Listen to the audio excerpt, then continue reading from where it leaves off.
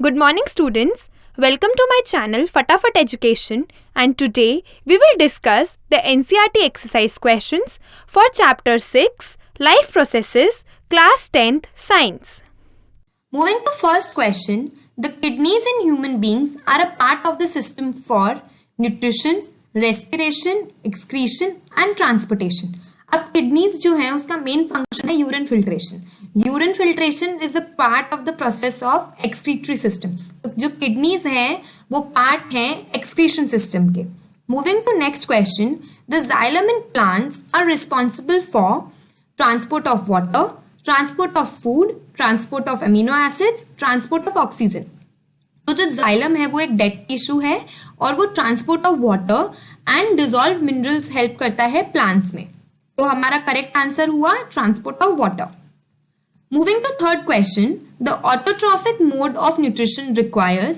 तो autotrophic mode of nutrition basically self production of food है जो प्लांट सिंथेसाइज करता है by the process of photosynthesis. अब हम इनके ऑप्शंस देखते हैं. ऑप्शंस है carbon dioxide and water, chlorophyll, sunlight, all of the above. तो जो फोटोसिंथेसिस का प्रोसेस होता है वो क्या होता है, प्लांट कार्बन डाइऑक्साइड और वाटर को क्लोरोफिल में यूज और सनलाइट को यूज करके फूड प्रोड्यूस करता है. तो इसीलिए हमारा जो आंसर है वो ऑल ऑफ द अबव है. Moving to question 4, the breakdown of pyruvate is to give carbon dioxide, water and energy takes place in. तो अब जब ब्रेकडाउन है पायरुवेट का, लाइक कंप्लीटली ब्रेकडाउन है कार्बन डाइऑक्साइड, वाटर और एनर्जी देने के लिए, तो ये हमारा एरोबिक रेस्पिरेशन है. एरोबिक रेस्पिरेशन जो होता है वो माइटोकॉन्ड्रिया में होता है. तो हमारा करेक्ट आंसर है out of cytoplasm, mitochondria, chloroplast और न्यूक्लियस में से माइटोकॉन्ड्रिया.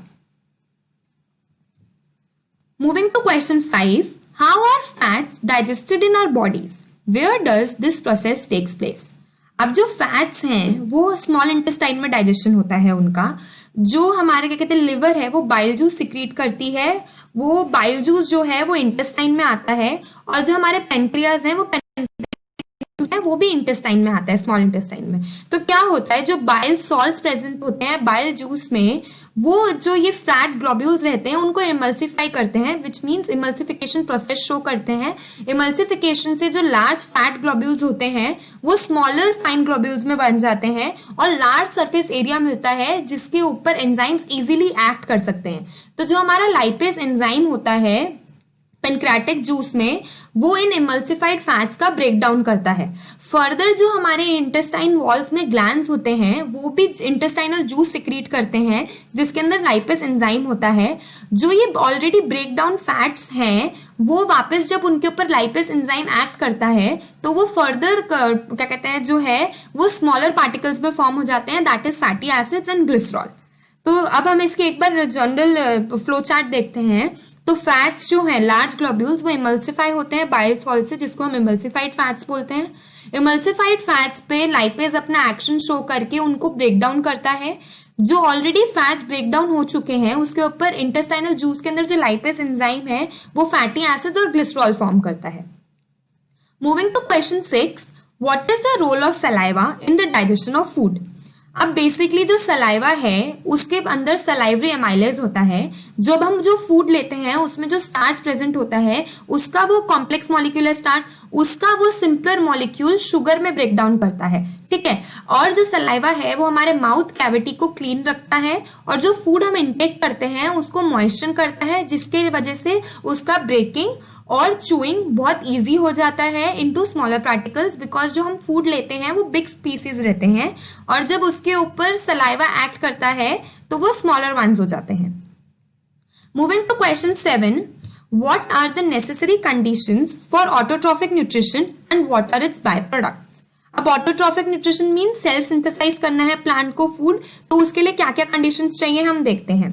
उसको चाहिए क्लोरोफिल उसके सेल्स में, प्रॉपर सप्लाई होना चाहिए वाटर का, सफिशिएंट सनलाइट होनी चाहिए और सफिशिएंट सप्लाई होना चाहिए कार्बन डाइऑक्साइड का. और अब उसने पूछा है कि बाय प्रोडक्ट क्या है ऑटोट्रॉफिक न्यूट्रिशन का.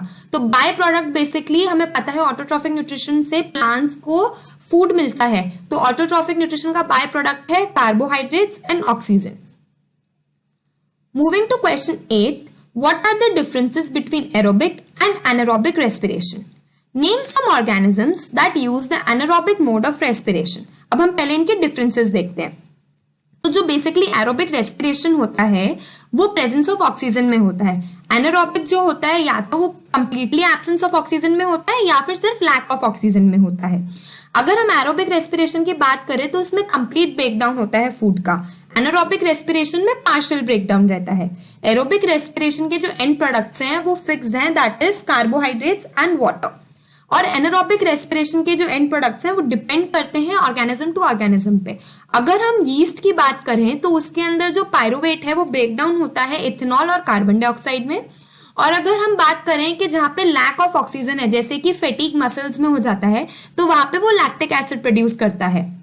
ठीक है, अब क्या है हमारा, वो बोल रहा है कि एरोबिक रेस्पिरेशन के अंदर बहुत ज्यादा अमाउंट ऑफ एनर्जी मिलती है, विच मींस 38 एटीपी मिलते हैं, 38 एटीपी यूनिट्स मिलते हैं। लेकिन एरोबिक रेस्पिरेशन के अंदर सिर्फ 2 एटीपी यूनिट्स मिलते हैं, विच मींस एनारोबिक रेस्पिरेशन की जो एनर्जी है वो बहुत लेस है as compare to aerobic respiration. अब वो पूछ रहा है कि name some organisms that use the anaerobic mode of respiration. तो एनारोबिक मोड ऑफ रेस्पिरेशन जो है वो brewing yeast that is saccharomyces वो यूज करती है अपना फूड प्रोड्यूस करने के लिए। और जो क्या कहते हैं बैक्टीरियाज हैं कुछ, जिनको मतलब आप एग्जांपल ले लो क्लॉस्ट्रीडियम टेटनाई, जो टेटनस कॉज करती हैं, वो भी जो बैक्टीरिया है वो anaerobic mode of respiration use करता है। Moving to question 9, how are the alveoli design to maximise the exchange of gases. अब हम देखते हैं कि एल्वेओलाई का ऐसे क्या डिजाइनिंग है जिसको हम बोलते हैं कि उसके अंदर बहुत highly extensive exchange of gases रहता है। तो एल्वेओलाई जो है वो थिन वॉल्ड हैं और रिचली सप्लाइड हैं फॉर ब्लड वेसल्स। तो जो अब रिचली सप्लाइड हैं तो वो फैसिलिटेट करती हैं exchange of gases that is carbon dioxide and oxygen between the blood and the air filled in alveoli. उसके बाद एल्वेओलाई का बैलून लाइक स्ट्रक्चर है जिसके वजह से ज्यादा सरफेस एरिया रहता है और सरफेस एरिया ज्यादा होने की वजह से बहुत अच्छे से एक्सचेंज ऑफ गैसेस होता है। Moving to question 10, what would be the consequence of a deficiency of hemoglobin in our bodies? अब हीमोग्लोबिन जो है आपको पता है उसकी ऑक्सीजन कैरिंग प्रॉपर्टी रहती है। तो जब हीमोग्लोबिन कम होगा तो वो ऑक्सीजन कैरिंग कैपेसिटी डिक्रीज हो जाएगी, जिसके वजह से जो एनर्जी हमारी प्रोड्यूस होती है ऑक्सीडेशन से वो प्रोसेस स्लो हो जाएगा। उसके वजह से जो ऑर्गेनिज्म है वो बहुत जल्दी वीक हो जाएगा और उसको पूरे टाइम फेटिकनेस फील होएगी, मींस टायर्डनेस फील होएगी। तो इसीलिए जो हीमोग्लोबिन है वो डेफिशिएंसी की वजह से ह्यूमन को फेटिकनेस फील होती है।